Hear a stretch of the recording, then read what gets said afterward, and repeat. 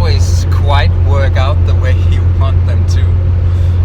I'm on an involuntary road trip to the northern part of Denmark. Last time I talked about, I said the very next day I was going to put the rest of the roof on with my sister and my brother-in-law. But the very next day we had almost blizzard-like conditions, so it wasn't possible to put any roof on. Then the day after it was very nice, and I had my father coming, and we put the rest of the roof on. But then a week later, I've been watching the weather forecast almost fanatically for 2 months now. But since the whole house was covered, I actually started relaxing a bit about looking for these weather forecasts. And they had been talking about there would come some wind, but not that bad, it seemed. So one day I was putting the rest of the screws in the roof. I almost got finished, except one side of the house. It has 4 sides, the roof. So and the last side I didn't have time to do. It was getting dark, and all of a sudden a storm came. Well, it was announced, but as I said, I didn't really watch the weather forecast that extensively. During the night I was out checking the roof, and nothing seemed to be out of order, no problems.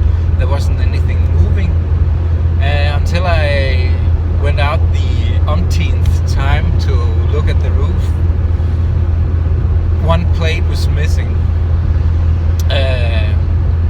and another one was badly damaged. So I had to order some new. And because it's such a small amount, they of course wanted 4 times as much for these roofing sheets. And on top of that, they wanted to. They were going to charge me an amount for simply for starting the machines for such a small amount. And the delivery would be almost the same price as these 2 sheets would cost.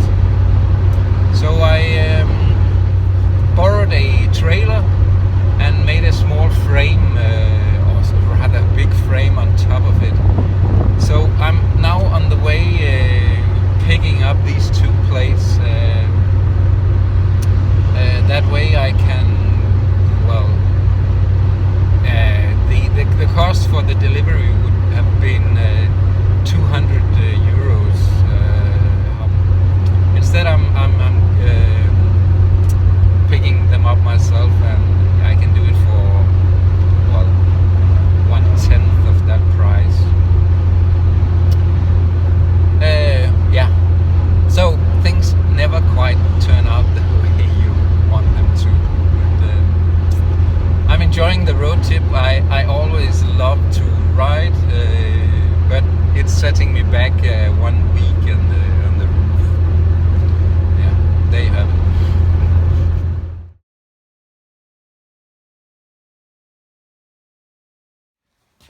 Hi, my name is Søren.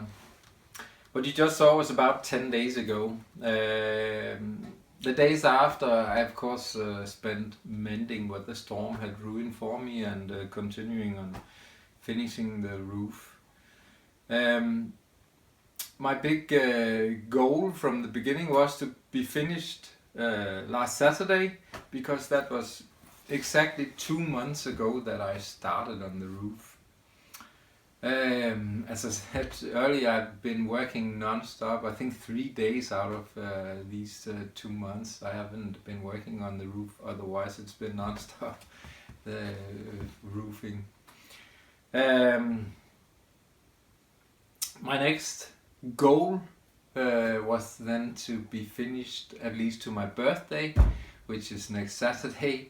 And actually today I cut the final sheet of metal and put the last screws in the roof. So the roof is finished now. I still need to put the gutters on, but the main thing was to get the roof finished. I celebrated today. The car would start actually, and I returned with that problem. With going out to buying the gutters for the roof. Since my last video I've had another 100, or actually 125 I think, subscribers, and again I would like to express my gratitude for all those who have subscribed. It's a great honor. I promise you that the next videos will have some more interesting content than me blabbering about this roof.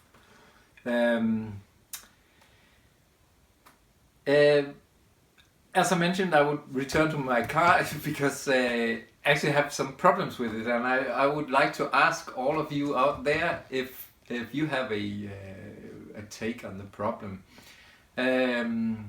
It's a Peugeot 106 from 92, 1.4 XSI engine. It has this problem that it had from the beginning. It would had this problem that it sometimes wouldn't start, and then you just had to turn the key off and wait a couple of seconds, and then the engine would run. And then I've had some problems with the first couple of minutes the engine was running. It was stuttering, almost as if it wouldn't receive any gasoline. But then it would run, and there would be no problems. When I was up getting these the last sheets of roof, the car almost didn't want to start, but it eventually came, but the next day I couldn't get it started at all. So I took it I tried the usual stuff. There was spark from the spark plugs, and when I squirted gasoline into the intake, it would run. I had suspected that it might be a relay that controls the fuel pump and the injection system. So I replaced this relay, and it would start just after. But when I took it for a ride, it was stuttering. It would run, and it's the same problem still. Today I got it started, but it will only run at idle and slightly above idle speed. It will run properly. If I give it a bit of gas, I can give it just a bit above idle speed, and it will run smoothly. But as soon as I give it a bit more on the throttle, it will stutter. And it doesn't matter if it's cold or if it's hot. It's the same problem all the way. I have never taken the time to put myself into or learn about these modern cars and all the electronic equipment. I'm more of a carburetor distributor kind of guy. So I'm actually kind of clueless. I thought it was the fuel pump, but apparently fuel is coming to to the system. So I'm guessing somewhere the regulation of the injection system, if it's a sensor, or maybe it could be the fuel pump not feeding enough fuel, but